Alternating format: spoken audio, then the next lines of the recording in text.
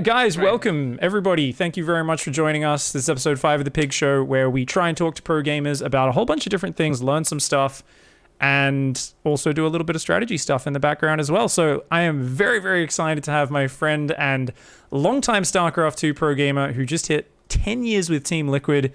It is, of course, the creative Wonder Wünsch, Dario TLO. How you doing, man? I'm doing fantastically. Not quite 10 years yet. I'm going to hit it March 29th. Red Eye lied. That I'm gonna hit like 10 years officially. Red Eye tweeted it was 10 years this morning. No, I think he's saying like I'm entering like the 10th year. I'm not sure like, how he phrased it, because he was writing the exact date later, and then we were looking at Hazuabs, who was with Mouse for 11 years.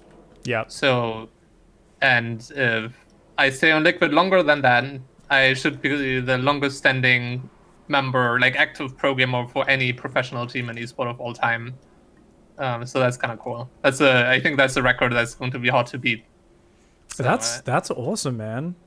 That's I mean Team Liquid. I almost said TLO. You guys are synonymous at this point. Liquid also announced there's some exciting news for 2020 with StarCraft, right? That's true. Are you able to share any details, or is it all hush hush? Not really, but I can divulge that, we are very happy as an organization about the changes coming. The new circuit looks amazing. The fact that there's a 3-year plan are all things that make it more attractive for an organization like Team Liquid to invest more into a game, right?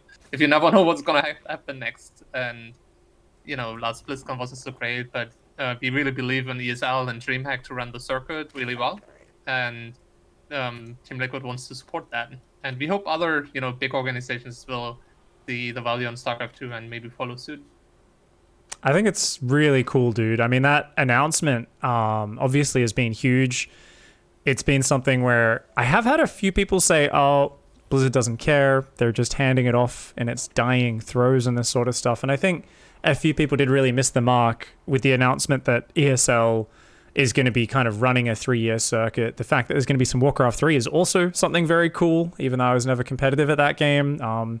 It's just something where guaranteeing 3 more years of what is essentially, from what's been announced, a very similar format. Like, broad picture, it's like we're still getting a very similar pro scene to what we've had for the last few years. There are some key changes when you're really into the scene that matter a lot.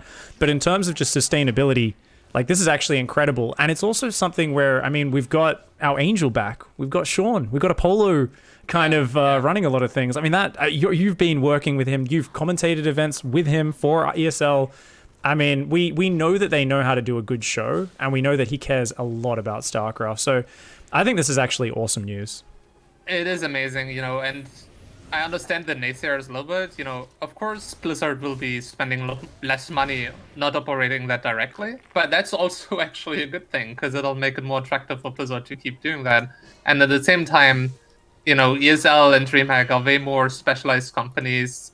If there's a problem, we can message Sean, for example, or Hilyoka from DreamHack, and they actually have the power to do something about it. And at Blizzard, it was always this struggle that there were people that care a lot, but if anything, Blizzard is very slow. Everything needed to be approved from higher ups, and having more flexibility in esport is really important, because esport moves very fast. So if there's a problem and it's the weekend, a lot of times Blizzard doesn't even have anybody in the office. So having people that are like endemic esport people is amazing and really good news. And I actually saw AKA with my lovely wife in the chat, and she did say there's one thing I can share, and that is true.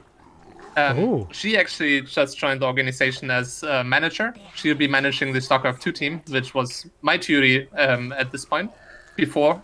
But I'll move more into a coach analyst role for the team. So we'll have more support staff for the StarCraft 2 team on Team Liquid. And I think that alone already says a lot that, Liquid allows us to do that is really nice. And so she'll be managing, I'll be focusing more on performance for the team. Awesome. That's actually great news. I think anytime you can just focus more on that, it's massive. And I think it's something which StarCraft 2, if there's one thing, I look at the way people are playing and the development, the skill is immense, right? We're looking at crazy mechanical levels with StarCraft, but there's a lack of coaching at the moment. And the amount of, I don't know, like just big brain bullshit you can do in StarCraft is insane. And I think with how flexible the game is now, like just the game is more complicated than it was when Pro League wound up, right? I would say even though Legacy was out at that point, it was not figured out. There were less strategies being played. And I mean, I think there's like all these genius players. I mean, the fact that someone like Haas is still having like finals runs in tournaments in 2018 and stuff, like this tells me this is a guy who should be a coach. Like, you know, he has a unique way of seeing the game, and he finds these weaknesses within the meta so efficiently and so consistently that he abuses. And if you can have someone give that to a player whose brain maybe isn't as focused on finding those tiny holes, someone like a Serral who's more about solid, crazy good mechanics, but you can actually start pointing them out how to get a free win here, a small advantage there, how to totally upset a really top level opponent's rhythm. I feel like it brings StarCraft to an entirely new level. Absolutely agree. It's a huge gap. Some players are better at it than others. You know, players kind of have taken it upon themselves to fill those gaps of coaches, and it definitely shows people that are well networked within the programmer community do quite well. I know, for example, Elaser and Lambo and that kind of group of people, the European Zergs, are very good at, you know, exchanging knowledge and talking about strategies. And I think it's actually one of the reasons why EU Zergs have often done very well, is because, you know, more brains were put to the task, a little bit of a hive mind going on there. And I agree, you know, imagine some amazing Haas strategy that beats really good players, executed by Showtime, executed by Hearthstone, people like that, right? You can learn so much from other players. And I will personally take a very statistical and mathematical approach to StarCraft. I will try to extract as much data as I can from replays of teammates and see what kind of, you know, metric trends I can find, because there's so much beautiful information we have on StarCraft that isn't really processed. And there's like one story I have from a friend a very long time ago, Gowerly, in StarCraft. He works for Blizzard now, but oh really? I remember that many name. years ago, he wrote a replay parser that would be able to extract build orders and timings from replays. And then we could find trends from that. And at the time, you remember when Rain was very dominant as a Protoss, very clean? And just extracting data from replays, he found out that Rain just doesn't do anything special from any other Protoss, but somehow he executes his build order just 30 seconds faster. Like, his blink is done 30 seconds faster. His gateway is finished 30 seconds faster. So he was just slightly more on an optimal curve, and he literally won the games just because everything was 30 seconds faster. It's not like he had more amazing micro. Not even the macro necessarily was better, but it was more optimized. And, you know, if you find something like that, it's like a holy grail. You know, maybe, oh shit, my win rate in a matchup is 40% right now. But if I find this one problem, maybe suddenly it's 70%, because I'm not a bad player, but maybe there's like one of these like blockades that, you know, one of these key factors in a matchup that I'm missing. Or, you know, I can boost my win rate even further in a matchup that I'm already good by finding a trend like that. Dude, that's actually, I mean, it's so hard to learn in StarCraft, and this is massive. It's a very unkind learning environment, right? Even just for your average Joe, it's something they sense when they realize they die to a cannon rush and then they don't get a cannon rush on ladder for another 10 games. And they're like, how do I ever get better against this if I don't get reps? And you take that on the pro level where you've got such a diverse range of things you can focus on in the game. And I feel like whenever I look at a player who is a level above, even within pro gamer ranks, they see more points of interaction or more points of adjustment within the game, right? It's like if you look at StarCraft as just points of decision where you can optimize something, you can just shift it slightly one way or the other to get an advantage. It's like increasing that understanding little bit by little bit, right? Until you can choose the correct times to veer one way or the other. And I think sometimes players get so stuck in, I just want to play my standard build and I want to have good macro and it needs to be really solid. And they start to forget that there is always so much room for infinite flexibility, and that just questing for something that you can kind of repeat over and over again, it's not the way to victory. And if you can start, breaking down some numbers and stuff, I mean, that seems just like a shortcut to identifying a key problem for a player, right? Or identifying a key way they can actually emulate. Like, you're coaching a Zerg. How do you emulate Serral? It's like you can actually start to break that down and look at some of those details. So is there any programs you've actually got in mind right now that you're using in your own play at the moment? Is there anything you're able to share with like the actual statistics? And is SC2 Gears still around, or the Gowley app? SC2 Gears is pretty much around. It's called SC Lite nowadays. And it's a extremely powerful program. It's going to be definitely one that I will be using. It has crazy amounts of functionality that almost nobody knows about. And Snoot was an extremely heavy user of the program. And I would attribute a very high percentage of his success based on the fact that he was utilizing that program. Find trends. He was always a player that he would always have all his replays cloud-based with him at tournaments. And as soon as he would know his next opponents, he would look at win rates maps, win rates matchups, what are the trends that I can identify? It's just like really even often rough macro trends that sometimes I don't see players doing. Sometimes players are vetoing maps without having even looked at their win rate on that map in a specific matchup. Yeah. Because it's very easy to just, I know what my favorite match in a matchup is. And I've had this moment so many times that, okay, I think this is my favorite map. Then I look at it and I'm like, oh, well, shit, 35% win rate. I was like totally off the mark. And a lot of times humans are extremely wrong when it comes to numbers like that. Because, maybe I like playing on that map because I have awesome games on it, or I don't die in the first 5 minutes, but I always lose in the 30-minute game, and then suddenly it doesn't feel so bad. And identifying stuff like that is really important. And you just have to be extremely rational about it because our feelings are often very wrong. Yeah, your emotions and your judgment is very fallible. I always try to do a quick rewind at the end of the game. And I always try to check what is one thing I thought about that game. And I'll go back and I'll be like, the Hellbat timing. I think, he delayed his third command center quite a while to hit that or something. Or it could be, how many drones did this Zerg hit that Roach attack? I think it was 50 drones. So it's testing my game sense and that kind of judgment in the heat of battle against then quickly checking it. And sometimes it's so far off. And it's because I've kind of lost track with where I was in the game. So for me, that's kind of an exercise where it's not quite the same thing, but it's the same thing where I'm trying to close the distance between what I sense is happening in the game and then what has actually gone down. Because often there is a big distance between the two. And if you don't identify that early, you start kind of reinforcing the wrong path of learning, right? Because you're kind of saying, oh, this is my strength, this is my weakness. And you could be completely wrong. You're just focusing on the wrong things. And I really like that you mentioned that with maps. Because that's the thing we see time and again is players say, this map's good, this map's bad. Question, do you try to identify a difference between tournament map wins and ladder wins, or do you feel it's all pretty much the same?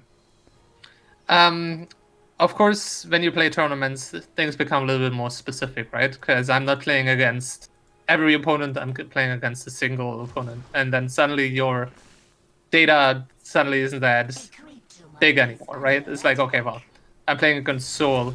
I played like 20 ladder games against him. And that would be a great sample when it comes to a tournament opponent. When it comes to, 20 games against a single opponent, it's quite a lot. Suddenly, my numbers don't mean so much, right? So I would definitely always use ladder win rates, generalized win rates as a starting guideline.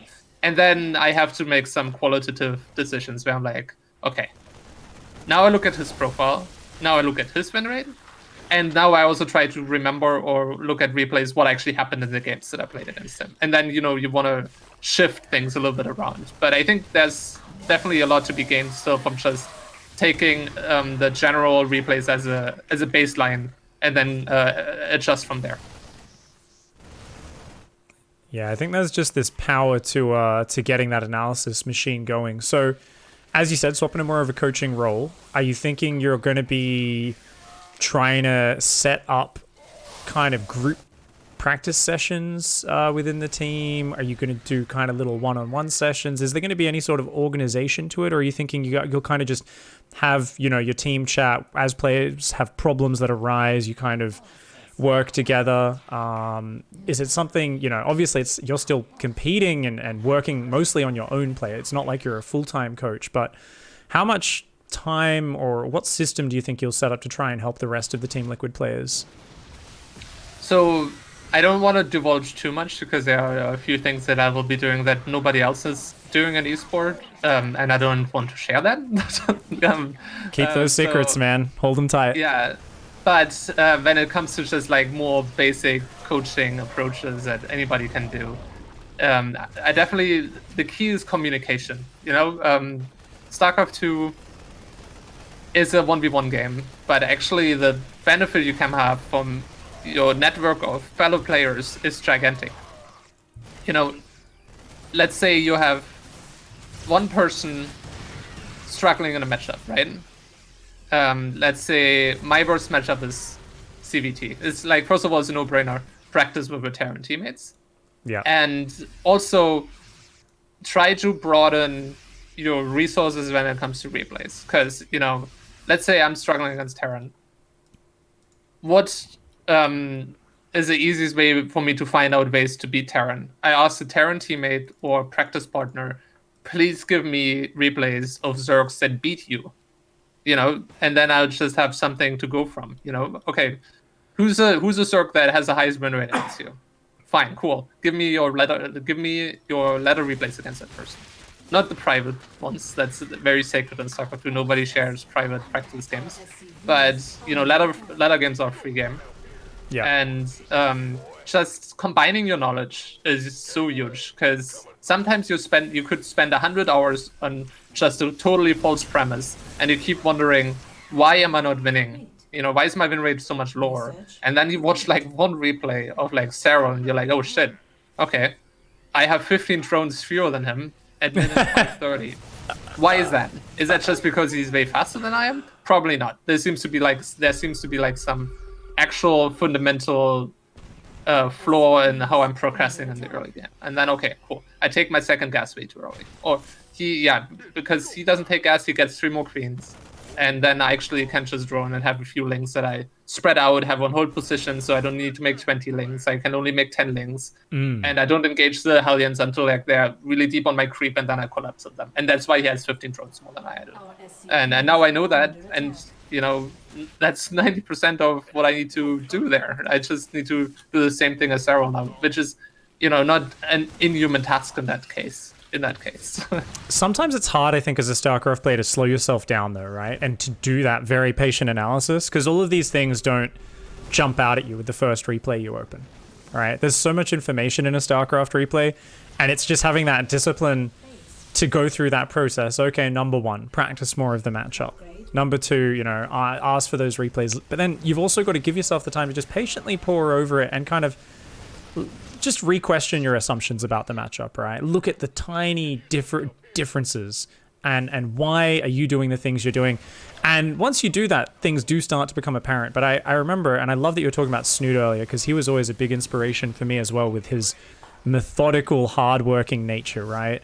The guy who, you know, I always, same in sport, I've always enjoyed someone who doesn't necessarily have that, oh, they're just ultra talented and they don't seem to work that hard, they're just better.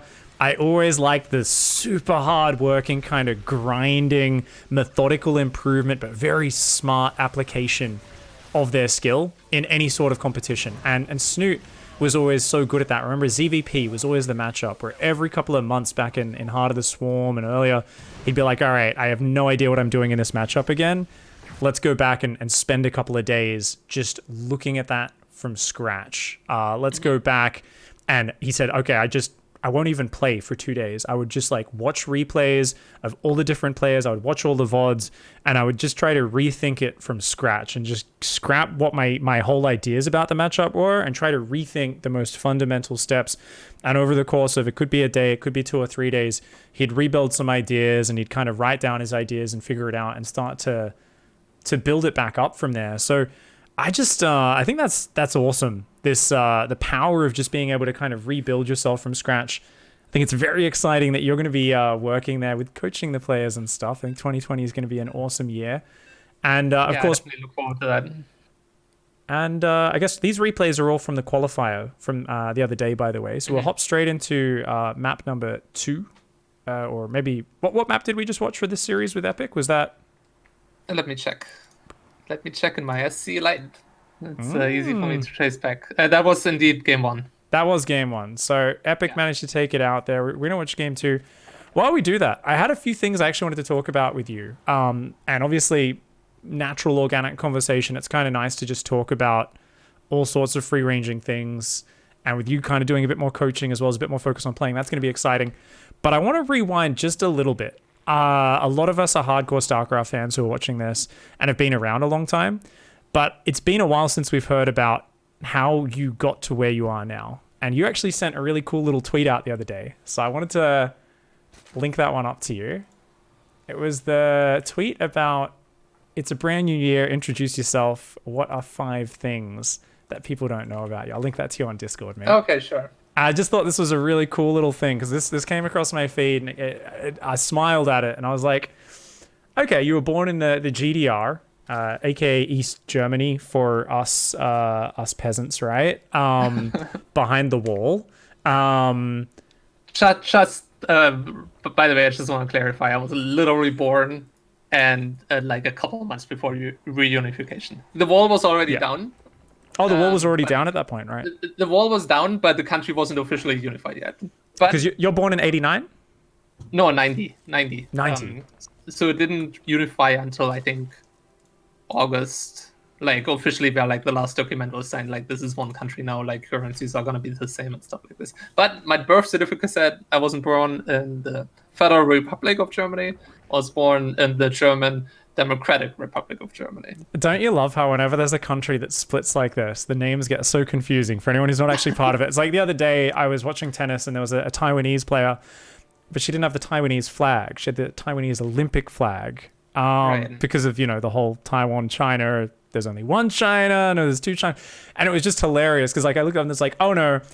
And I was talking to Dot about it, my partner, and she's like, oh, looking at this article, and she's like, wait, and she's getting so confused because it's like there's the Republic of China and then there's the People's Republic of China, and like if you're not informed, it's like all interchangeable, so people get really confused. But anyway, back to the point. What really fascinated you actually beat Warcraft 1 when you were 6 years old, Dario. Yeah, that's right. I started my Node Dom very, very early. Dude, that's super young. RTS I played, I think. That was a great game. I didn't play that until after I played Warcraft 2. So I was probably like 9 or 10, I think, when I played Warcraft 1. Just for anyone watching who maybe is a bit younger or didn't play RTS games back then, you had to, I believe, hold down Alt to drag a box. You couldn't drag a box otherwise, and you could select up to 4 units at a time. 4 units only, yeah. Yeah. And you could also never make a second like main building. Really? Usually you only had one. You had a gold source close to your like nexus, basically. But when that mined out, you had to long distance mine from like the second gold mine from like super far away. Oh my god! You needed to build streets to build buildings, right? Like to put a building next to, like basically you needed to throw down a street and then you could build a barracks next to the street. That was great. There was also no fog of war back then. That wasn't invented until Warcraft 2, the first game to have fog of war. So once you revealed an area, it was powerful. I remember as a child not realizing a catapult walked across the map and like one-shot my army. That was very sad. Oh, yeah, because it would literally just kill every unit in like a 3x3 square. Except I think knights and wolf riders would survive with just a tiny little bit of red like sliver hit points. Oh man, that was a fun game. Are you an orc demon summoning man or a water elemental human? Which was your favorite? I played human and orc. My brothers and I played a little bit of multiplayer already at that time. Maybe I was like 7 or 8 when we started playing multiplayer. And I just remember, like recently, I actually thought about that. How Warcraft 1 already invented the like cancerous swarm host meta. Because one already had 3 units, and I remember having matches between my brothers where we would just mass summon like scorpions and spiders over and over again until you eventually had the tech 3 demons and water elementals, and you would never risk your own army. So when I was already exposed to that pretty much over 20 years ago. Oh my god. That, free units are good, and why would you attack with anything but free units? And then just mass catapults to like control choke points and never move out and just slowly win the game like that.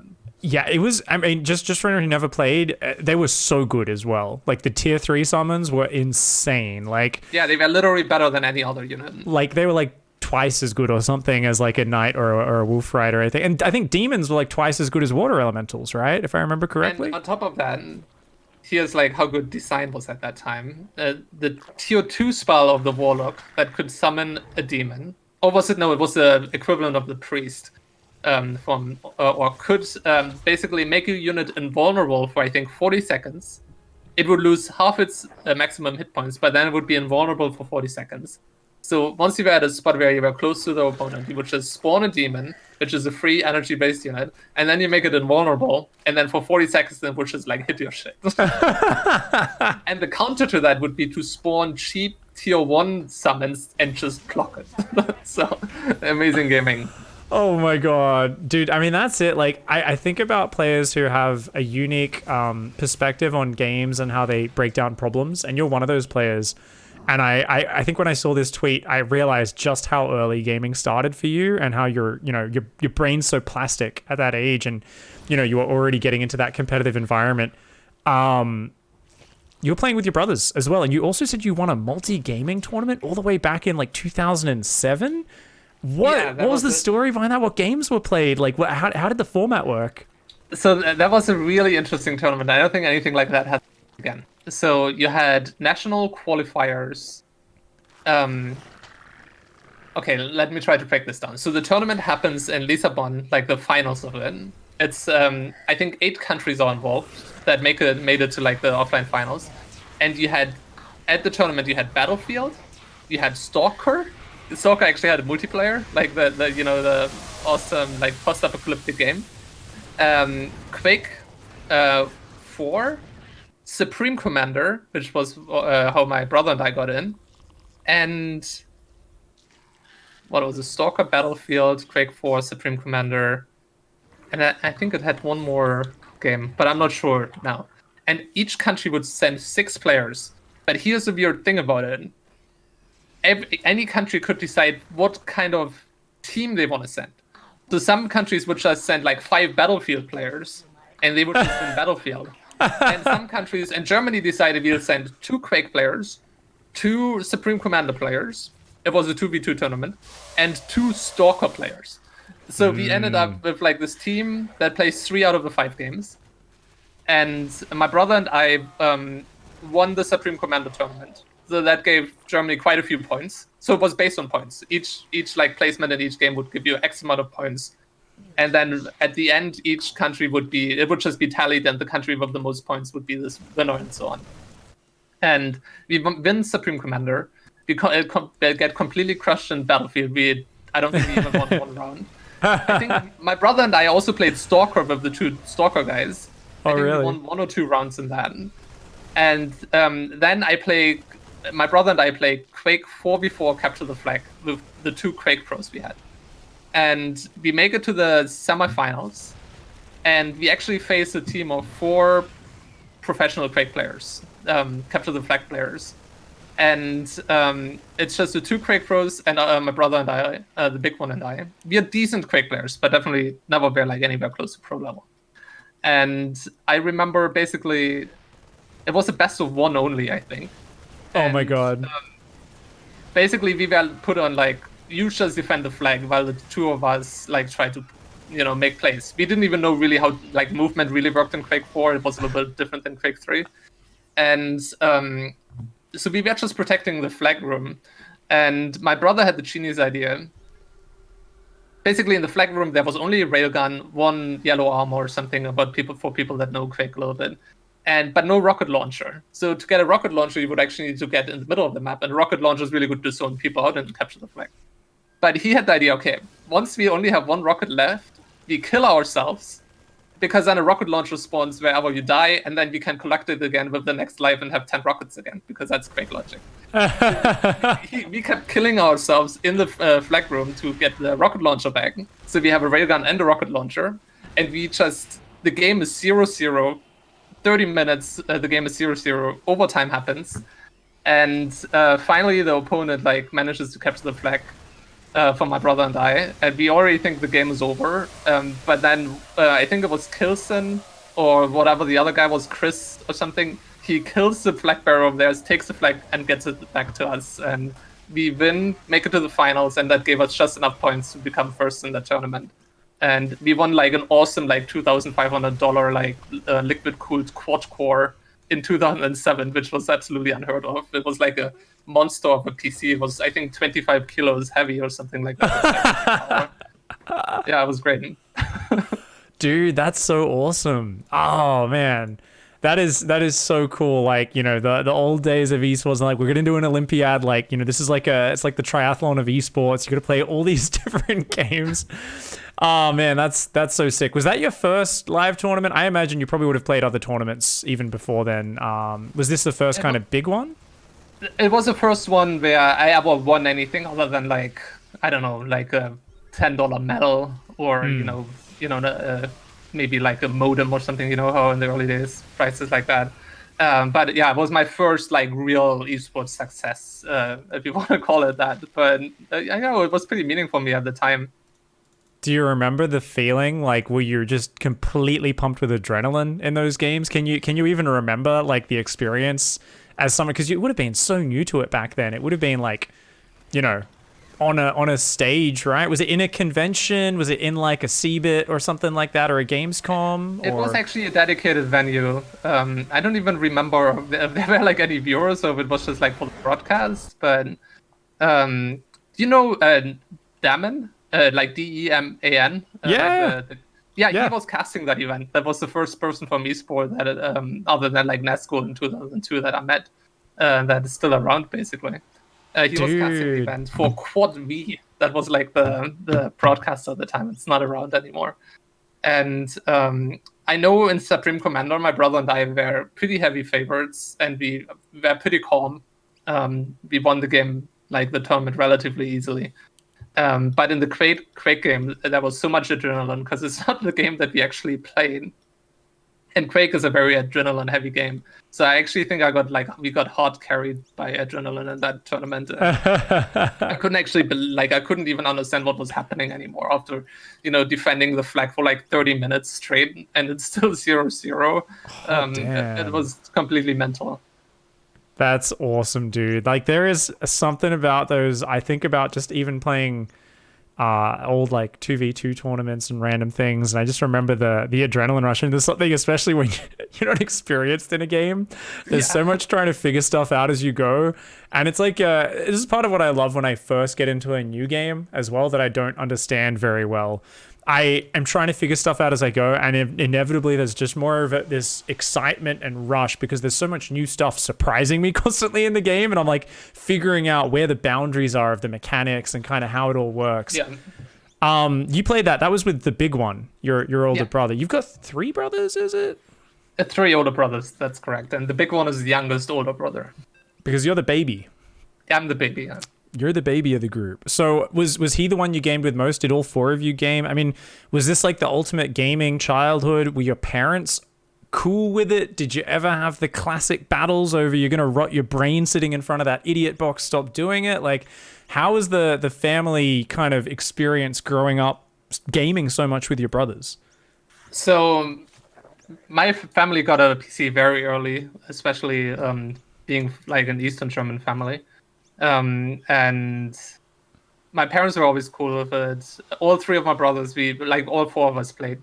I remember I don't know if there's still pictures of it, but there were some games that all 4 of us played together on one PC with like one keyboard and like one mouse or joystick. But sometimes it was just like 3 people on like one keyboard and like having different binds for like some car racing games and stuff like that. It was great. And I think when I was like 8, we got a second PC and a network card and started playing multiplayer. And front of that was RTS games, all kinds of RTS games. Age of Empires, Cossacks, that was a great game actually. Command and Conquer series, of course. Starcraft, Warcraft, all those play games we basically went through. But Starcraft always remained the staple. Like we had different phases, but Starcraft was always around. Damn, man. 2 computers in 98. At that age, I was 10. My 10-year-old self is so jealous, dude. At that age, I was just figuring out like Warcraft 2 and Red Alert matches with my brother's friends over the router. We never had a network set up in our house, even though we did have like an older computer as well that could kind of play some games. And it was always... Because I didn't get internet until I was 12. So that really? 2002? Yeah. Damn. Yeah, no, we just got disconnected every game. It was very rare we finished a game. Yeah. And then there was the 5 games where we took the phone off the hook and we finished the game. And then there was the getting shouted at until we weren't allowed to take the phone off the hook anymore because our parents would miss important calls. Yeah, I remember being very angry at my parents. I was playing a tournament match. Like, that's how it was actually dynamic in my family. Yeah, but luckily ISDN became a thing, and then domestic life became a lot better. Oh yeah, were your parents reasonably supportive then? I guess like they weren't too against it. Was there... Oh no, they weren't too against it. I think like for example, I learned reading and writing because of DOS before school and stuff like that because I wanted to play games. So I think they could see value in it, and they were just happy we weren't like doing criminal things on the street.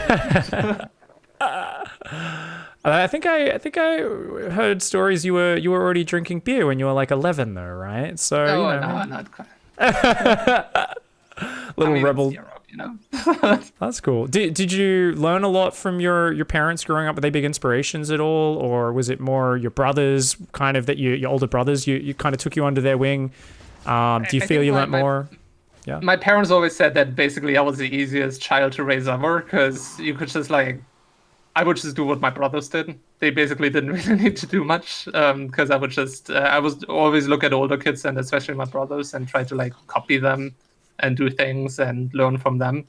So, I think they kind of felt, well, we've did a decent job of the other 3 and this one seems to be just kind of running itself.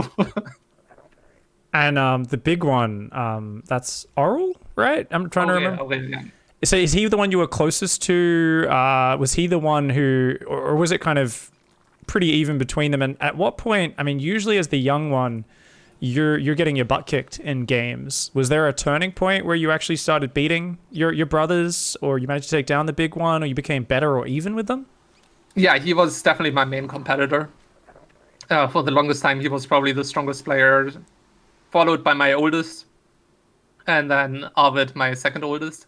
He was probably always the one that was least interested in gaming. But Aurel and I were pretty evenly matched for a very long time. And I think then around when I was 12 or 13, I started pulling ahead. And he was able to beat me with cheese, like very odd strategies in StarCraft. But most of the macro games I won at that point. And the story was usually whenever we played a new game, the first 2 weeks he would completely dominate me because he's older and wiser and more intelligent. But then my mechanics would kick in after a couple of weeks of us touching a new RTS or something like that or a new game, and then I would usually win the majority of the games around then. And then you get to dominate and go from there. Awesome, man. So you've kind of grown up gaming. Obviously, it's kind of in your blood. You're always one of the people who I feel like notices bugs in the game and why they operate and understands them a lot quicker than I ever have. And I mean, that's got to come from just growing up gaming so much. Was there any? Because I saw so many different RTS. There's like you kind of learn the rule of not just one game, but just RTS in general. Yeah, I mean, did you ever play around in the map editor at all, or did you just kind of pick it up from playing?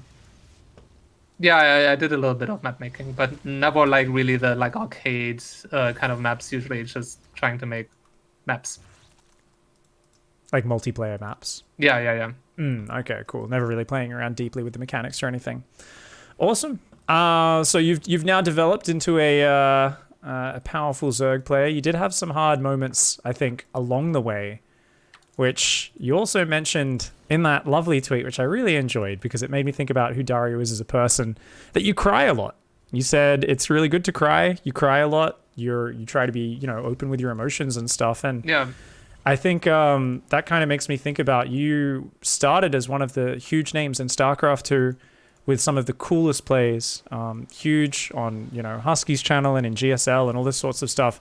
And then you had huge wrist injuries and all sorts of different issues. You also found it hard to lock down on a certain race choice for quite a while. And I know that was probably a dark time. Was this the darkest time for you in StarCraft 2? Was there a different moment that comes to mind as being that moment where you kind of felt really crushed after a defeat, or the struggle was just very real?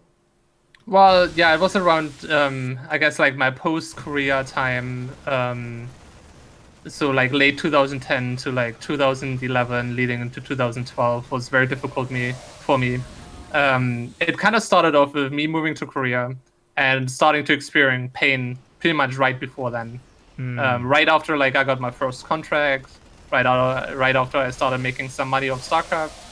And, you know, looking back, I wonder if it was a tension because I was playing, you know, for 18 years, 20 years, like, you know, never taking care of anything, but I never had pain, and suddenly I go pro and instantly have pain.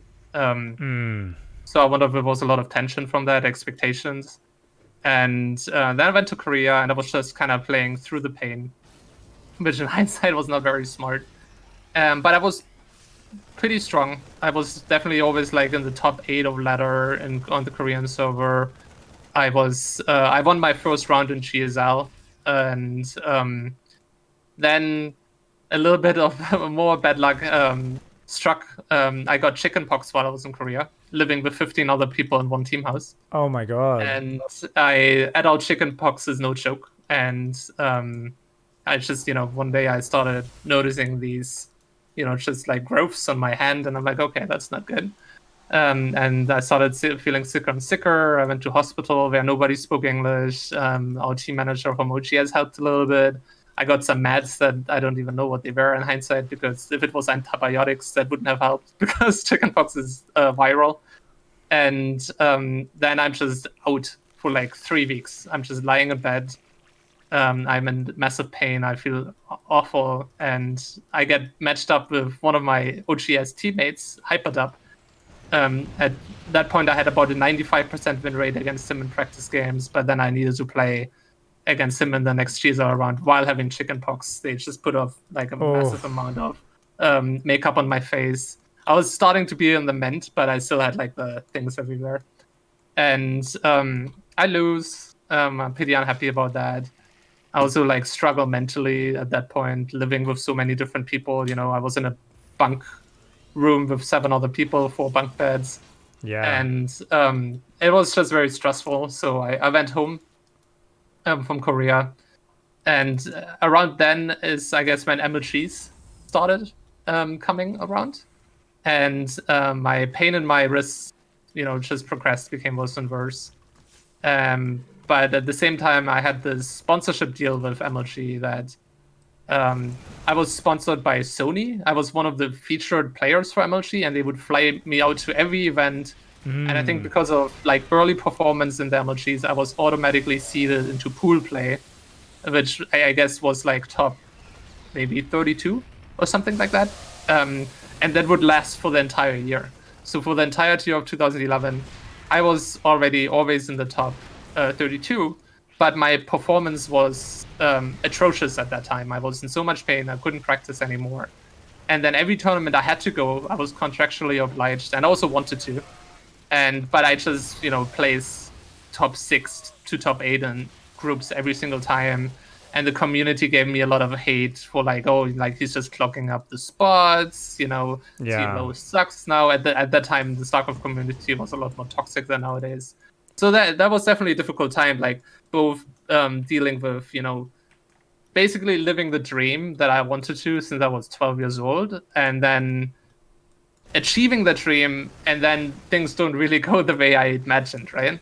Lots of problems, you know, physical problems, and followed up by, you know, quite a bit of like mental problems with that as well. You know, you deal with sudden kind of fame, you deal with, you know, lack of success, and people talking about you on the internet, and for the first time in your life, like you're faced with the opposite sex, and you're like, there was just a lot of like, kind of like, I guess my teenage years with a little bit of delay happening at the same time as well, and that's really common with like pro players, where you're practicing and you have a pretty isolated thing, and suddenly you're finishing tournaments and you're drinking beers and partying, and there's people who are attracted to you because you've got this status, and that's kind of you're thrown into this limelight. Your forums where you used to go to hang out because it's your community, you go on there when you just want to chill, and there's just every thread there's someone calling you names and telling you how you're an idiot and you're a piece of shit and you're not really a good player. And you're like, oh, this used to be my home, and now it's like this place where people shit on me because they don't see me as a real person anymore. I'm a product, right? I'm like this famous pro player. I'm something they get to consume. They all get to have opinions on. It's the classic fat guy in the audience of the football match telling them to run faster and how they all suck at the game, and it's the same thing with any competition. People stop seeing you as a people, and that's so hard, especially if you don't have that life experience. And then you've things like the team house, that resonates with me so much, right? Because how many people back in the day were like, oh, you just need team houses, and we're like, okay, cool. So a team house is basically you just get 30 people and shove them in a house.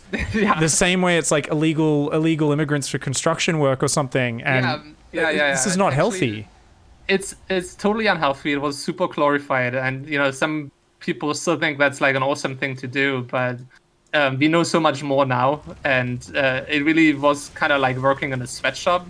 Brood War was much worse when it comes to that than Starcraft 2 ever was as well. There's like these horror stories of basically the B teamers and Brood War teams. Like, sorry to just take a step back here. I hate almost nothing more than people that are giant Caspar fanboys. How amazing Caspar was. You had these team houses where like literal B teamers had the instruction: you're not allowed to leave the house until you get your programmer license, until you win the Courage tournament to become like a real programmer. You're not allowed to see sunlight, and you have to practice 15 hours a day. Like, how is that something that should be ever glorified? Like, that was actually insane. And I'm happy that esport is a lot wiser than that now. But was team houses were not necessarily this beautiful practice environment where you had like a personal chef or a coach that really cared about you, a manager that took care of your needs.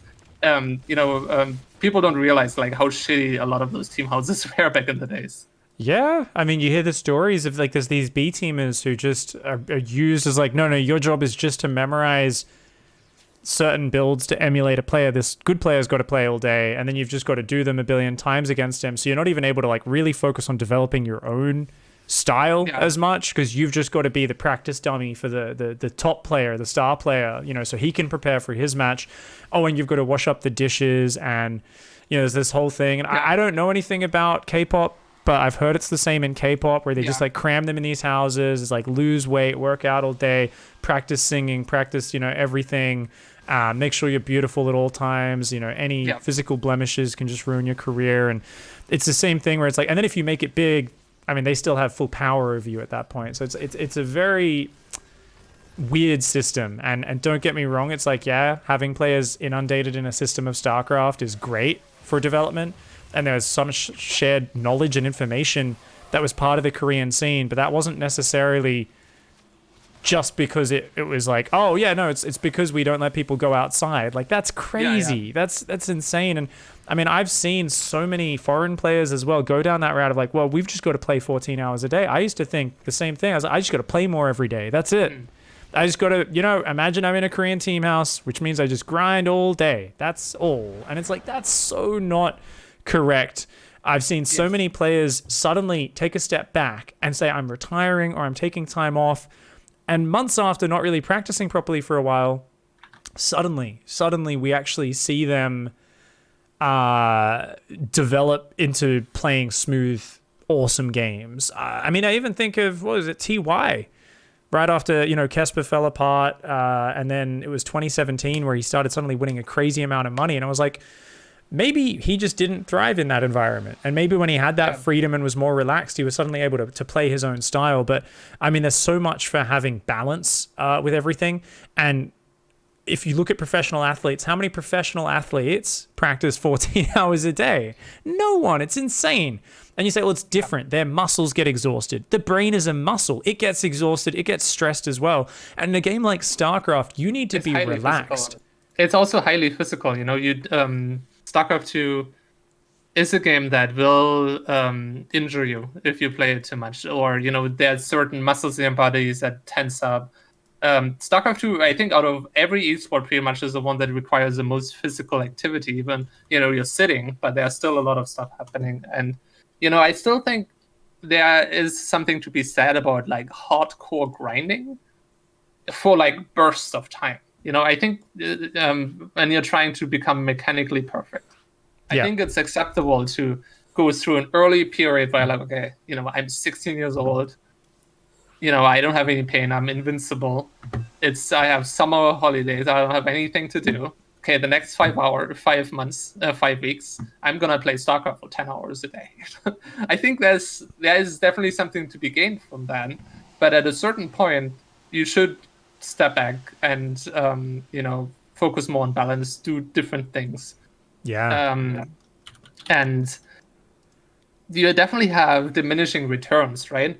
The 14th practice hour is going to be so much less valuable than the 5th practice hour, and you know, by such high percentages.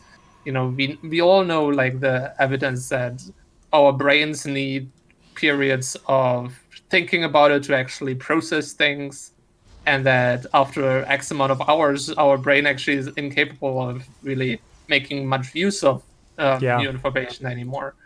You know, when you've been up for 12 hours, it's almost as if you've had, I think, like 1 or 2 drinks already when it comes to a lot of different cognitive abilities.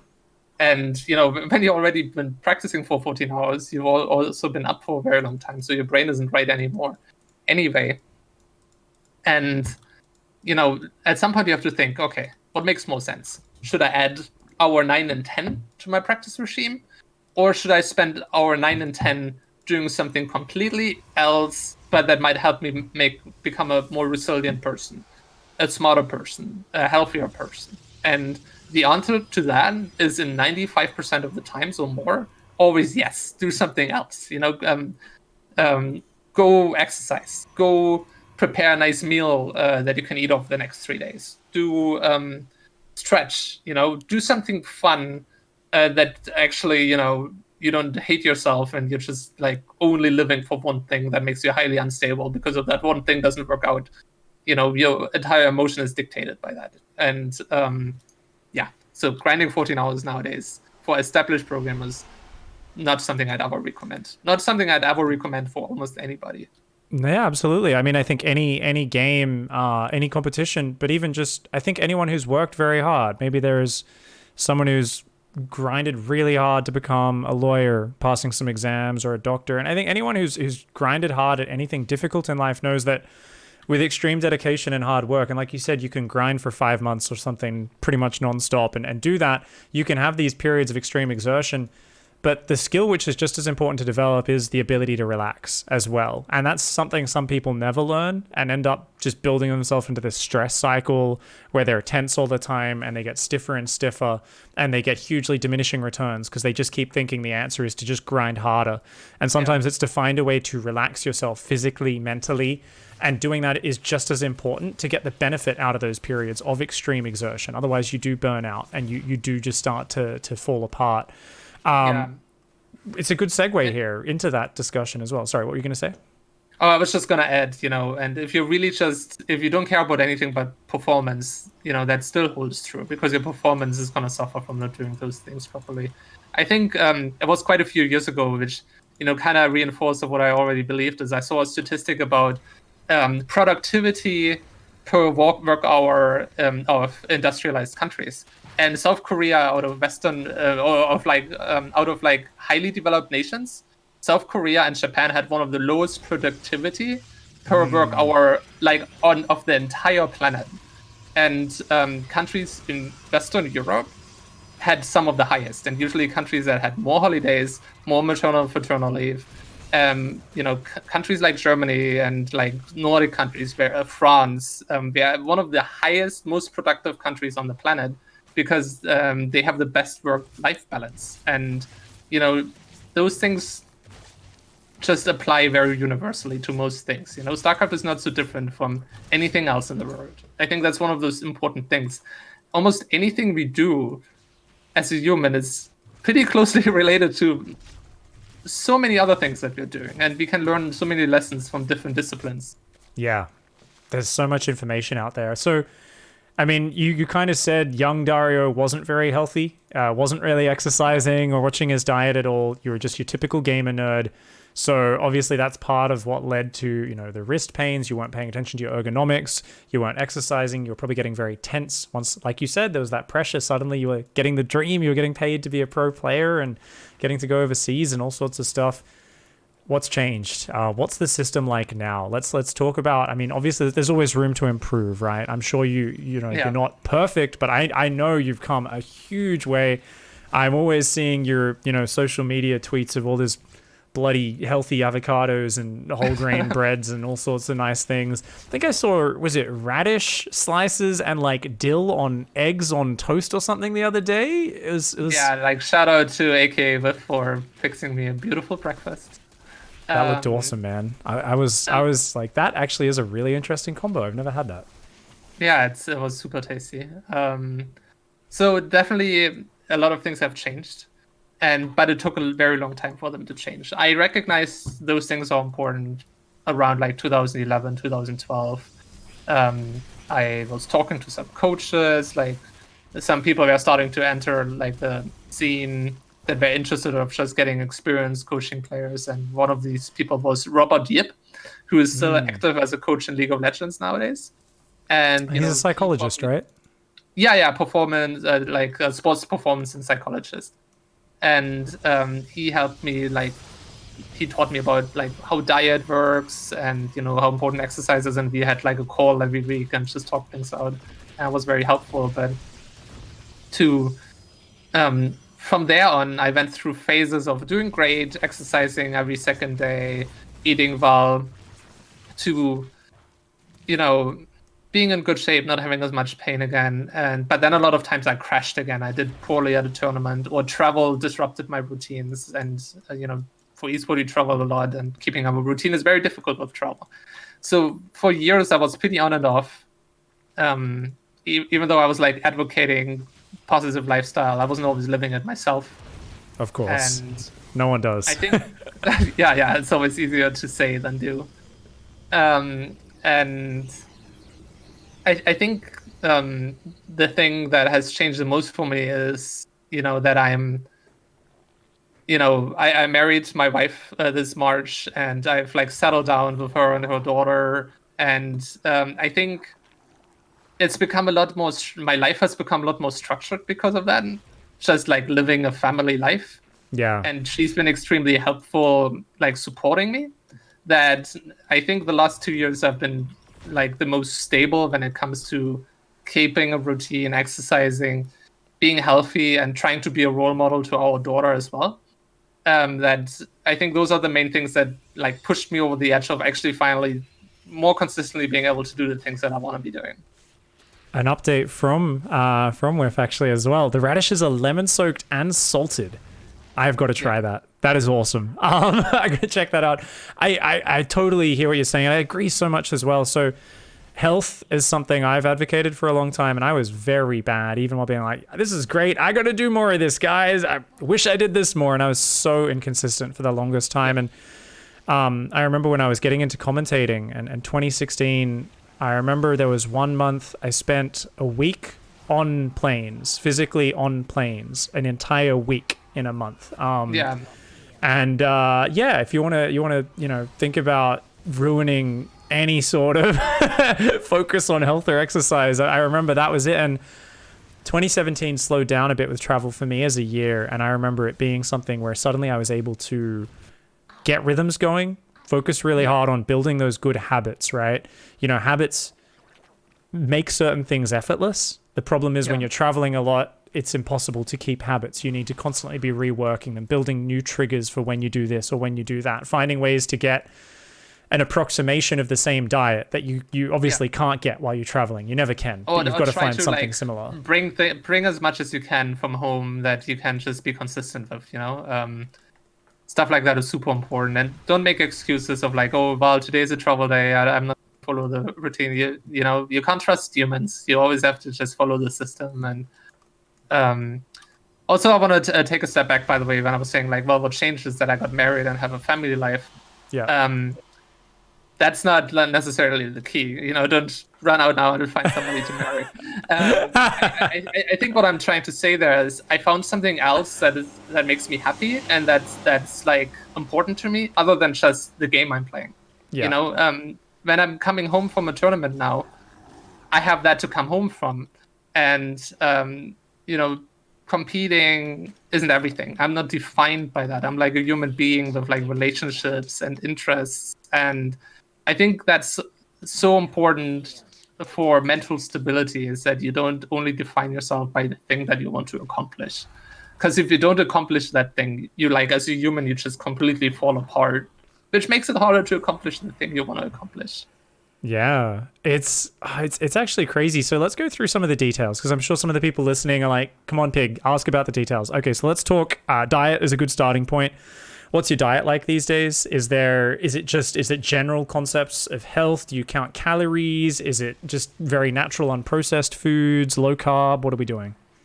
So I don't count calories. I don't think that's necessary for me. Like my weight has been extremely stable ever since I've been 16. I've pretty much been the same weight. So that's not important to me. Definitely one thing that changed a lot for me is I am consuming less inflammatory food. So lots of processed food is out of the diet now. I eat very little meat these days. Probably no more than once a week. At most, like I recently had the longest record personally that I didn't eat meat for almost a month. And wow. it was fine, and I felt great. You know, results may vary. There's people with very different opinions about stuff like that, you know, which is fine. But for me, it seems to work quite well. And I think one of the most important things is eat meals that have been prepared at home, you know, or at a restaurant, like a healthy restaurant, but don't get like processed ready food. Pretty much anything that you cook at home is going to be so much more healthy than like just a pre-prepared meal that you can buy in the grocery store and just throw in the oven. You know, like you can almost not go wrong. Like my wife regularly like bakes cookies and we make cake and stuff like this, but you know, the amount of sugar that is in that kind of stuff is still so much lower than when you make it at home compared to like a box of cookies you get in the grocery store. Oh yeah, and they're filled with like these really cheap vegetable oils and stuff a lot of the time. Like there's all this filler and so many agents. Like you look at the ingredients and the number of flavors, 6732, color, 6 this, preserving agent. You're like, man, there's so much stuff in there that we don't fully understand what it does to you. Yeah, you know, and I'm not like going crazy about, you know, you should never eat this and never eat that. Like, I think diet is very much, you know, it's a scale and you don't have to go fully one way or the other. But I think if you just have a diverse diet that you mostly cook at home, I think you're like already in the top 1 percentile of what you can do diet-wise for most people, unless you have like a very specific like problem that you need to address. But as like a normal, like healthy person without like a sickness or like specific restrictions, I think you're already like pretty good in doing that, and just like eating like way more vegetables than most people are, like eating good amount of fruit and just different things. You know, the more different diversity you have in your diet when it comes to vegetables, when it comes to fruits, nuts, and stuff like that, the higher the chances that you're pretty much covering all the bases. Yeah, you're getting all those different nutrients. With inflammatory foods, is it just processed, or is there? Because this is something I've recently had a few friends talk to me about. You know, different foods that cause more inflammation in the body and stuff. And I haven't really done much research on it, but I've been very curious about it. So is there any rule there? Are there certain types of food, or is it really just to do with kind of processed and lots of preserving agents and stuff? Well, so things I just like personally notice is definitely that things high in sugar seem to very much coincide with joint pains and stuff like that I experience, and but also like heavy amounts of meat seem to do the trick for me as well. And but then there's things that seem to, and I always say seem to, like I'm not conducting like a nutritional study, I'm not a scientist, but I'm trying to go on my own experiences, and I'm very open to being like wrong about it.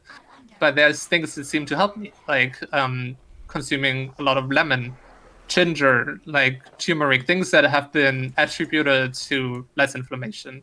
Using olive oil rather than vegetable oil seem to be good for me. So there are a lot of different opinions about these things, but we are trying to be relatively close to a Mediterranean diet, which seems to be pretty universally accepted as one of the healthiest diets on the planet, and we don't seem to be going wrong with that. Lots of tomatoes, lots of like good vegetables, olive oil, avocado oil, stuff like that. Awesome. Yeah, I always like the idea of just get a lot of variety. Definitely something I think it's harder for some people to get into those habits, but food prep's been a big wonder for me, getting those big stews or like chili and all sorts of different things where curries and stuff that hold up so well microwaved and whatnot over a week. I'm not someone who wants to cook every day for dinner, but yeah, I just felt a lot better when I was getting, there was a period where it was so much takeaway food. And I think about how I felt then to how I feel now, and I'm like, oh dude, I feel so much better. Oh, for sure. Like we've definitely like had phases where we ordered pizza like 3 times in a week because we were going through some shit and just didn't have the capacity of doing that. And it definitely comes at a price. If you had Domino's 3 times in a week, you're not gonna feel excellent. Exactly. Though, yeah, I think it's always interesting as well because we don't fully understand how the body works. But generally going away into that more varied, more natural, nutrient-dense diet, less refined foods, these are all things which sound very, very effective. Other than that, exercise. I know in the past, and meditation as well, it's kind of all part of it, mind and body, right? I know you've done swimming, you've done stretching, you've done meditation. What's the regimen look like at the moment? And what is your peak idea of what it would be if we were being the perfect, most well-disciplined Dario at the moment? Okay, so one thing I've been pretty consistent with almost every day to every second day, let's say 2 out of 3 days, I wake up in the morning and I exercise for 21 minutes. 21 minutes because I'm using an app that's like called 7-minute workout, and it's just I do 3 sessions of that, and it's like 7 minutes of HIIT, which is like high intensity interval training. So you're doing like burpees and like kind of like different aerobic exercises and stuff. Yeah, I think what I do is I start off jumping jacks. I think that's followed up by push-ups. Oh no, wall sit, push-up, crunches, lunges, squats, plank, side plank, like stuff like that, like body exercises, but like you do like one after the other. Basically, you do one thing for 30 seconds, then you have like a 10-second break and do another thing for 30 seconds. And then I do 2 that are just kind of all-rounded and 1 for my core. That'll leave you dripping in sweat and exhausted. That is a good way to start the day. Is that before breakfast, as soon as you wake up? Yeah, that's ideally that happens right away. Do you go outside to the lawn or the park? Is it just in your living room? Just in the living room, mate. This isn't Australia. We can't go outside for about half a week. That is true. Yeah, is it colder? Because you guys are like just in or out, just outside of Toronto, right? Or Toronto. Toronto. That's right. No T. Right now it's actually uncharacteristically warm. It's 3 Celsius outside, but I think we're supposed to have like 20 centimeters of snow coming in the next couple of days. And we've already Ooh. been down to like -20 sometime this year, but it's been warm. Damn. Yeah, I could not handle that. Okay, cool. So is it just, and that's every day? Or do you have a day off the morning hit routine? Well, so I actually have a little spreadsheet where I like put down my, daily sleep, diet, exercise, pain levels, and then my win rates and stuff like this. So I can take a look. I can send you like a short screenshot of that, so you have like a Oh, little bit please of an do. idea That'd be what I'm great. doing. Let's look at, for example, December 20th to December 30. Spreadsheets get me very excited. I've realized as I get older, that is actually, I'm like, I never thought I'd get excited, but when I get to look at someone's spreadsheet and how they like optimize or organize something, I get weirdly excited. Printf's in chat, by the way. He's just been dropping one-liners the whole time. We're talking about Warcraft 1 before. He said, "Why would you ever want another Nexus?" Anyway, that doesn't make any sense. And now he's saying, "I love spreadsheets." I bet you do, Printf. For those who don't know, Printf actually records literally every single game and writes notes and stats and things on it in a spreadsheet on his stream. But Yeah, so I put down how long I exercise. Well, okay, so let's go right date, then wake up time, bedtime. Then I calculate from that automatically the amount of sleep I had. Then I rate sleep quality, which is just good, how I bad, feel in the okay. morning. It's a little bit subjective, right? I'm not going to be super on point with that, but I'm going to hit the trends relatively okay. And then diet, as you can see, like Christmas Day is like fucking terrible. And then amount of exercise, Christmas also like punched me in the nuts there. And So sorry, which one is the breakfast column? oh, sorry, Oh, sorry. the food column. The food column, I actually should have done this differently. But yeah, so the first column that says good, bad, okay is sleep quality. That's sleep quality, right? Yeah. Okay. Yeah, and then the next one is diet, quality of diet. And then Okay. the one after that is minutes exercised. And then the last one is pain, none, low, moderate, or high. And then I write down number of games played, win rate, and just have it based on like EU server and AU server custom games. And then I just keep some notes to the right as well. For example, on the 24th, no, on the 25th, I had 3 glasses of wine. That was Christmas Day. And then, I had followed up on the 27th, for example, day with moderate pain. And the day before, I had lots of sugar. The following day, I also had moderate pain. So I'm trying to find trends like that to see, okay, what, dictates how I feel and how does it influence my win rates. Once I have like 3 months of data, for example, I can filter for it and I select, sleep duration 7 to 8 hours and see what are my win rates for that compared to, days that I sleep more than 9 hours or less than 7 hours. And then I just will try to find like these trends for me personally. How long have Once you I have enough. been filling this out? How long does it go back? Just December. It just goes back to December 1st when I started doing it. I love it. I think this is so cool, man. So how many hours of sleep do you aim for? Is it you just aim for a flat 8 usually and then see what you get? Because I've become more and more a fan of trying to allocate from like the moment I'm trying to go to sleep, and I usually go to sleep pretty quickly if I'm not eating a lot of crap and I'm exercising. Those two things, very clear relation to sleep for me. But I try to allocate at least 8.5, sometimes 9 hours, because I've found I just get more out of my waking hours when I give that time. I find even 7.5 hours, I feel just like I perform 5% worse at most things. And if I go down to 7 hours or below, there's like a drastic performance reduction in terms of like how I feel when I'm playing and that sort of stuff. Well, part of this spreadsheet is definitely trying to find out what the optimal number for me is. I don't know right now. I know I do very poorly with little sleep. Little sleep being below 7 hours really impacts me heavily. But I also have a feeling that anything that's 8.5, 9 and above is also very bad for me. I think my sweet spot is something, just around 8 hours, from like 7 hours 30 minutes to 8 hours, 15 minutes or something like that seems to be on average when I'm feeling the best. But that's like sleep is so individual, right? Everybody is extremely different. So those are numbers Yeah. like anybody should copy from me. But I think there's a lot of value trying to find out for yourself what is actually the ideal number of hours you need.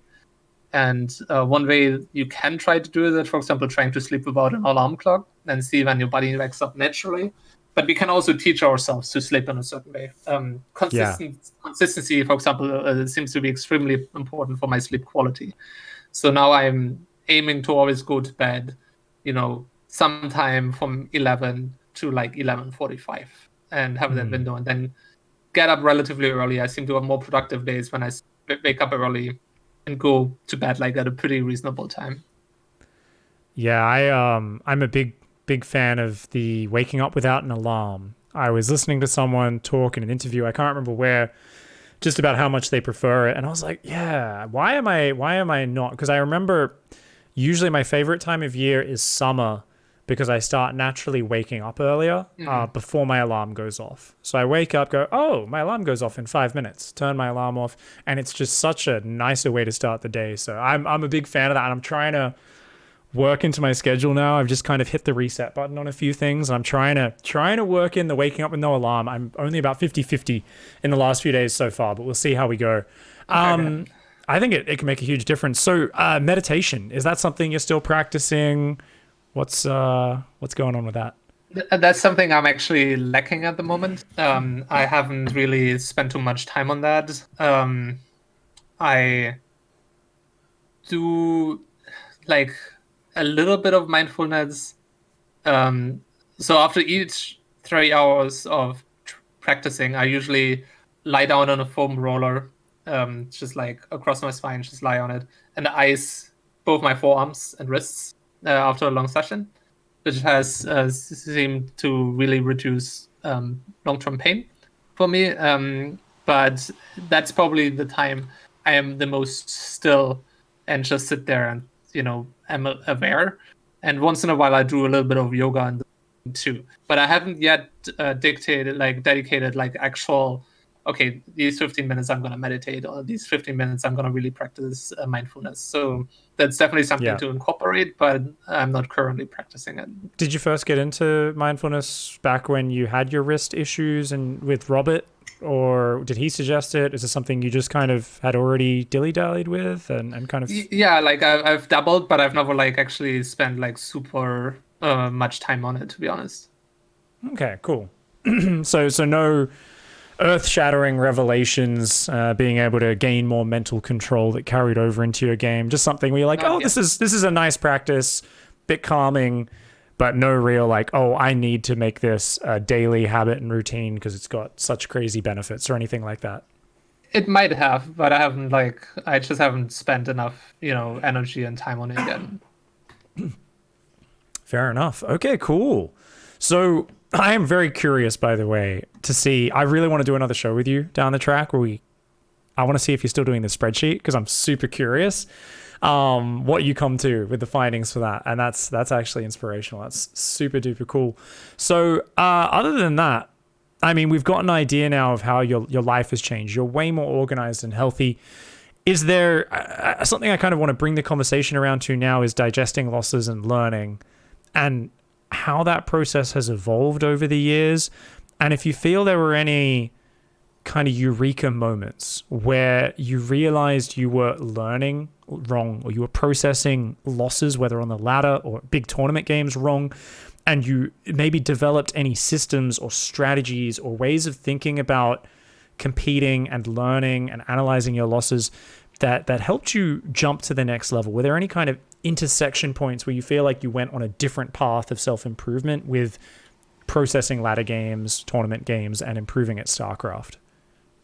So I think the number one thing that I learned is that you need to detach your emotion from the game to like properly analyze it.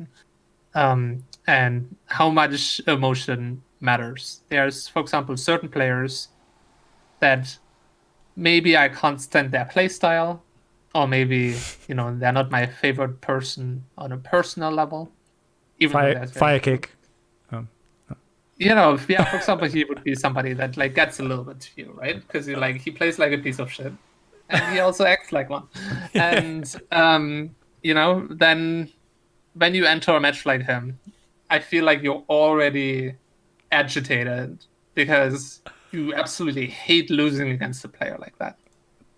And I think it's very easy to just do snap calls in games like that, not really think about what in the match happened, because like your first thought after that, not like, oh, jolly good. What should I have done better to win this game? It's like you're like just seething and thinking, fucking asshole. I can't believe I lost against that clown, and let's just like queue up another game, and you're just mad. And detaching yourself from that emotion is extremely important. So a replay like that, for example, you should probably not touch the entire day if you felt like that. You should probably watch it maybe the next day. And just mentally distancing yourself from stuff like that. So how do you mentally distance yourself? Is there do you speak to yourself in a certain way? Do you try to kind of reinforce a concept in your mind? How do you systematize distancing yourself from your emotion? What helps me is getting off the PC and doing something else, productive. I think one of the worst things you can do is getting into like this tilt and then just keep playing in tilt. You learn almost nothing in that time. The only time it's justifiable to do that is if you're actually intentionally doing this. If you're like, okay, I'm feeling tilt, let's try to get over the tilt. Because what happens if I get tilted in a tournament and I don't have time to take half an hour to come back? That's the only time I would say, okay, cool, keep playing tilted, but try to get out of that tilt in the next couple of games. Like make it an active practice rather than just like, oh well, I'm playing tilted. That's what it is. Just trying my best. Like being aware of like your emotion and why you're doing things is so important. This always makes me think of an Iagos tweet from maybe a year or two ago, where he was like, yeah, if you ever get to the point where you're rage queuing in any online game, like you've lost so much earlier in that thought process of what's going on in your head. Like the moment you're just hitting that rage button, like it's that cycle. I always get people tweeting at me at least once a week with a screen full of red in their match history going, I won 15 games in a row yesterday and this happened today. How can I stop this? Like, what is going on? I get angrier and angrier and angrier. And you kind of, you see that reinforcement that happens where you've got to, I'm also a big fan of get up, go walk around, even if it's just 5 minutes walking around the house, just do a stretch or a pull up or a few push ups, just get the blood flowing, get moving. For me, I actually really enjoy going back to a replay and looking at just little things I could improve as my own little practice for saying, let's not focus necessarily on what my opponent did wrong. Let's focus on what I can do better and force myself to be humble and that there's so many things I can do better. So for me, that's my little practice to say, let's focus on what I can improve on. Do you sometimes you're like, I've just started my practice session I meant to practice for 3 hours today. I can't just, scratch the whole practice session. Do you just take a quick break and then get back to it? I usually take breaks if things go too poorly. By the way, I want to quickly find something that I think everybody needs to see. Oh, please do. Which has to do with distribution of probabilities, right? I don't know if you've ever seen this like famous homework of write down how you would imagine if you flip 100 coins and just write results, trying to show randomness, right? Like how would you imagine would like 100 times would it look like? Yeah. And what most people do is they write down like heads, tails, heads, like, and most having like rows of like 3 or 4 like alternating. Yeah. But if you look at 100 coin flips, it's very likely in 100 coin flips that you have a bunch of like 8 heads in a row and stuff like this. It's just the way probabilities distribute, because it always only halves, right? So to arrive at 1%, okay, first like second coin flip to be the same in a row is 50%, 25%, 12.5, 6.5, and then you arrive at 1% pretty quickly, but it happens. So if you have a 50% win rate, you might actually not have played worse or better if you lost 10 games in a row. You might have just performed towards the 50%. And that's just how life goes. Sometimes you just lose 10 times in a row at a 50% win rate. And maybe also your winning streak was actually not your own doing. Maybe it was just a little bit of luck. And understanding probabilities and true randomness is really important to detailed, because then you can look at those 10 losses and you can have a little bit of an excuse of maybe that's just how the way then went. That's okay, because human brains and true randomness don't go well together. And I think it's important to just understand as a human that's not that's just how it goes sometimes. Dude, this is I could rant about that and how I don't even understand it, but some people, I always tell the story of how they changed the Spotify random the shuffle algorithm, because it's meant to be random, and people kept getting angry that it would play the same artist twice in a row in a playlist. They're like, it's not random, it played 2 Adele songs in a row. And I was like, wait, no, don't cater it. No. And they caved in. They're like, well, we realized, this is like PR speak posts, like, we realized people don't understand what random means, so we decided to change what shuffle does. I was like, no, don't cave to our stupidity. Something must stand above our human fallibility and try to remind us that the world isn't the way we think it is. I'm a big XCOM fan. I play a lot of XCOM. Oh yeah, and that's XCOM a community. I think that makes oh god, it's when I see so about funny. XCOM, it's like, oh my god, 95% chance. How come I missed twice in a row? Yeah, no, that just happens. This is how probability works. People are so funny, because it's so funny when people are new to that as well, and they're like, well, I had an 80% shot and I missed it. Like, what? Oh, what? You're like, yeah, that's the whole strategy of XCOM is you have to have room for error in all your calculations, and you have to, overkill and prioritize really hard certain things and be adaptable to how that probability rolls out.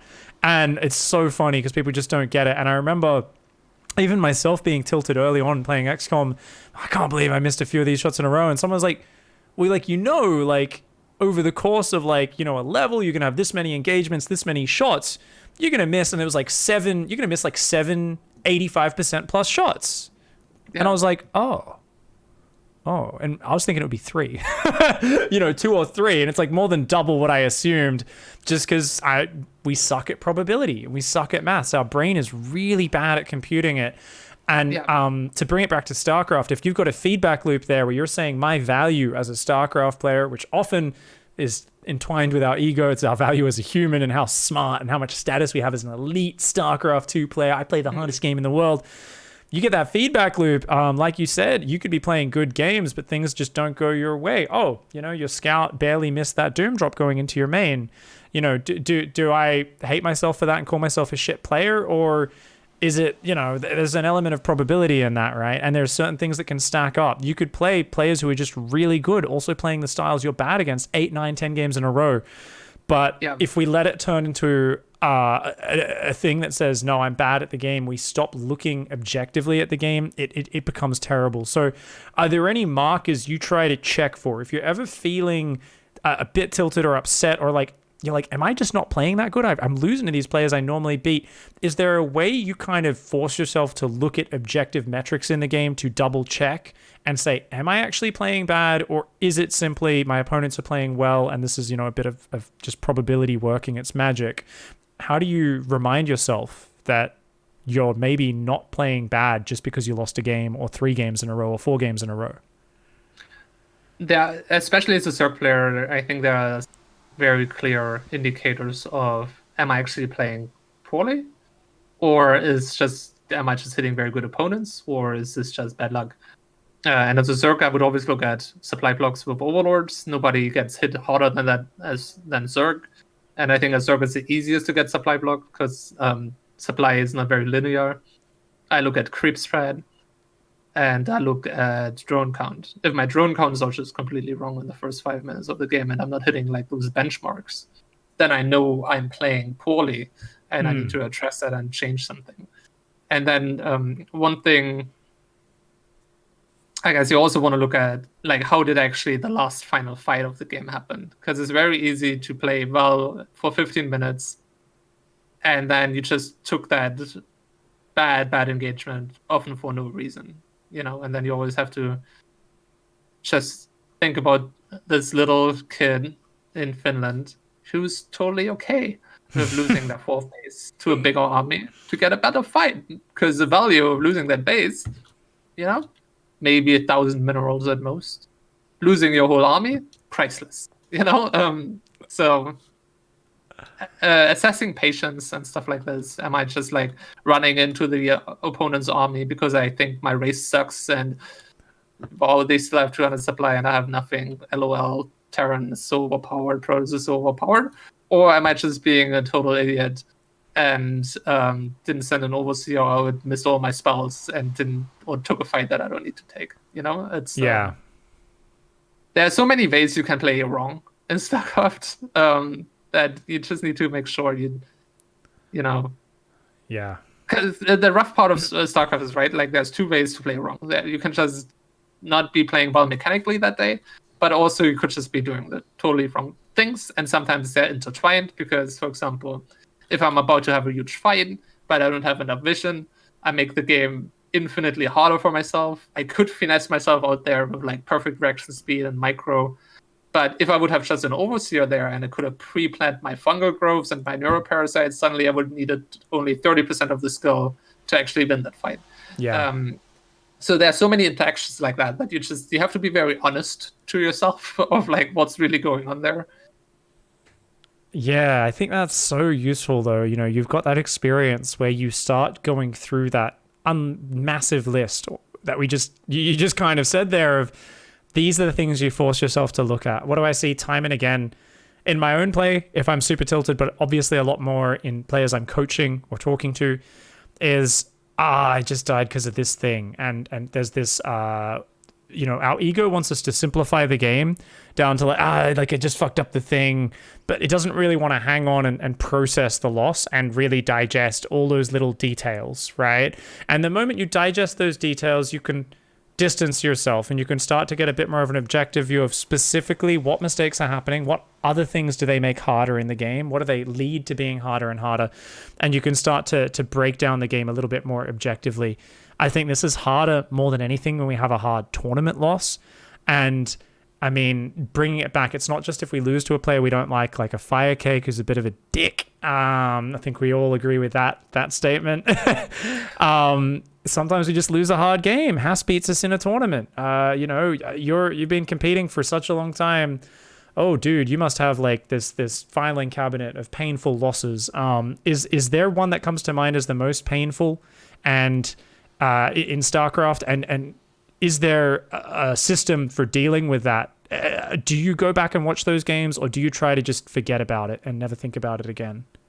I don't think I really dwell on losses too much when it comes to that. The list is plentiful, but I don't really have like negative emotion that I carry with me where I like still think about this like one bad loss I had in a tournament. I guess the one thing that Triple Helix is pointing out is just like Neep like beating me over and over again. So that was definitely a fun time where I was like watching a lot of Neep replays, and I still always note whenever I play against Neep. Okay, let's watch the replay. Let's see how we can avoid that.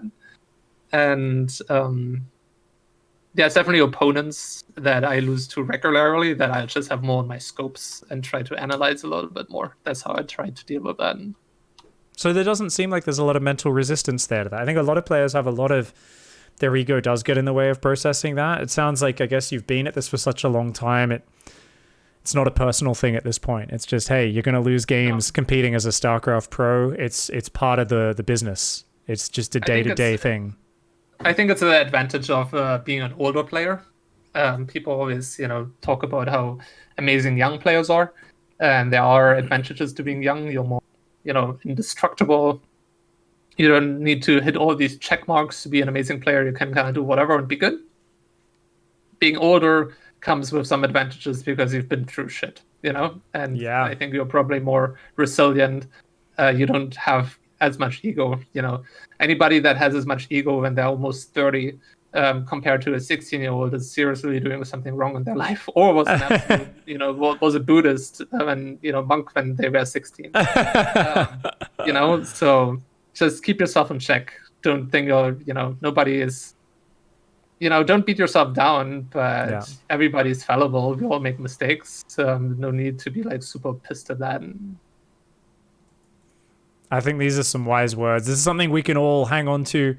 I've already stolen so much of your time, mate, so we will wrap up in just a minute. I'll very quickly grab 2 or 3 questions. So one of those was, what are your thoughts on the creep tumor not being cancelable anymore? Do you think it's okay, or do you kind of dislike it because it does, it takes away interaction in the game a little bit? What do you reckon?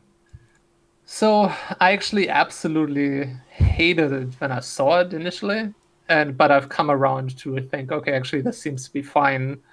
I also, my initial thought was, okay, it takes away this cool interaction between cancel and killing, but maybe there's actually more interaction now because Terran has more to gain from like being active with their Hellion and Reaper, and they can get a few more kills. And Zerg creep was definitely out of control in the past, and really good players still seem to have decent creep spread. My creep spread was in dire straits right after that change, and now it's recovered to be pretty much the same as before. So I think it's acceptable. It also allows Protoss to clear creep a little bit in the early game, making a decision with Adepts. Okay, do I want to keep walking and kill a drone, or do I want to kill that tumor that my opponent maybe threw out? And you have to think a little bit more where to put your tumors as Zerg, rather than just being like, lol, lol, lol, I'm just putting it out, never mind, cancel, oh, 3 damage, cool. And now I need to, okay, where's the perfect spot for this tumor to go? Is this out of vision? What's the likelihood of them going there? So there's still interaction. It's just a little bit more subtle, I guess. Yeah. Okay, cool. I think that's okay. So 10 years with Team Liquid is an achievement. How do you reflect on the time you've been with them? And what changed in the decade you've been working with them? I guess we already kind of covered that at the start of the show, actually. Anything to add to that? Well, 10 years is a long time. We've seen a lot of changes in esports. We started as that ragtag band of just friends. Like, everything was very personal. Team Liquid now is a very large company. I'm still good friends with a lot of people at that, but things are more professional, which comes with good, but also comes with, maybe things aren't always, as casual as they were in the past and stuff like this. But it also comes with, more resources, things being more structured.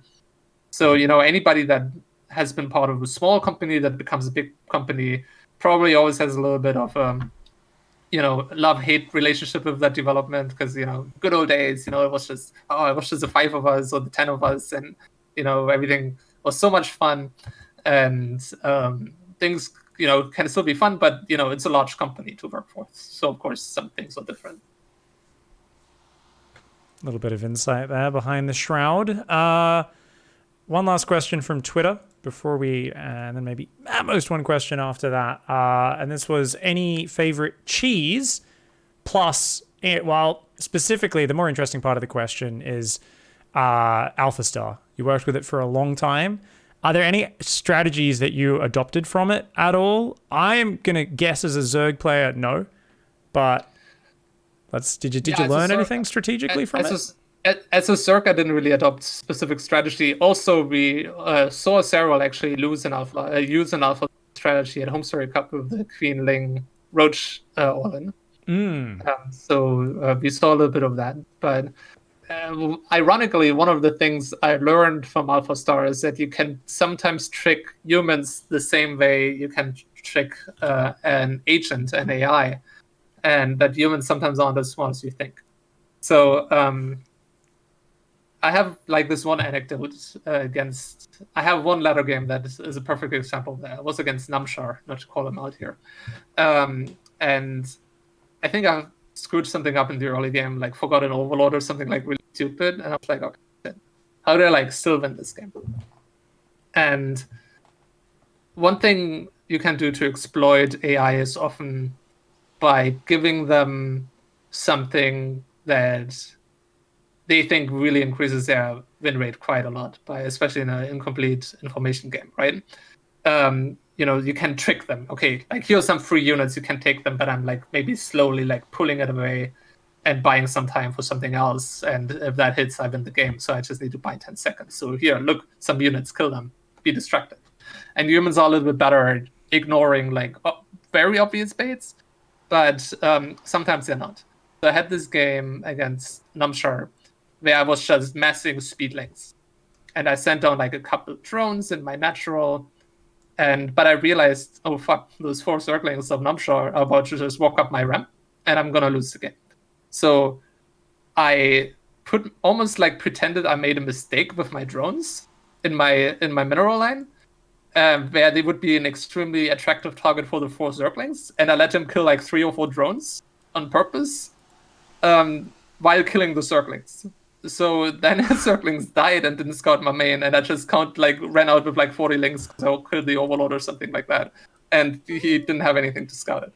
So you can actually trick humans with shit like that too sometimes. So that's kind of, funny how that goes. Wow, consciously making a mistake. That's incredible. That's funny because that gets me sometimes where I'm like, oh, there's just something that's going on here. This is a mistake from them. And you're like, what is this? This is insane. The flood comes across and gets you. Oh, damn. Awesome. Well, I don't want to steal too much of your time, so sorry for the people who asked questions which we didn't get to answer. But this has been a great conversation. I don't want to drag the show on unnecessarily. I know you must be hungry as well. So before we do, Jet, thank you everybody for watching. Guys, please follow Dario on Twitter. Where else can people follow you? I know you've been streaming a fair bit. What else do you want to direct people to? Yeah, /liquidtlo as well. You can hit a follow there, maybe even a subscriber Reno. And also my Instagram. I'm trying to be more active on Instagram. So that's also just liquidtlo. Everyone's finally doing it in Starcraft, dude. I'm so happy about that. It's just, let me see if I've got you on Insta. What was your Insta? It's just liquidtlo. Just liquidtlo. Okay. I think I should be following you. Let's take a look. All right. Beautiful. Gonna get those links going. Thank you everybody for watching. Please go follow, subscribe, and support Dario's stream. If you guys have any follow-up questions, we will have to ask them next time. So hopefully we'll catch up. We'll see how the spreadsheet's going. We'll see what optimal sleep is. I think for me, this has been super enlightening and awesome to kind of peek behind the curtain and see how much you've developed as a player over the years. So thanks for having the discussion, being open with all that stuff. Super excited to see if you can, help some of the TL players develop even more in 2020. Very keen to hear some of those announcements that are being very secretive with. So thanks for coming on, and much love, man. Yeah, have a good day, man. It was lovely being on. GG.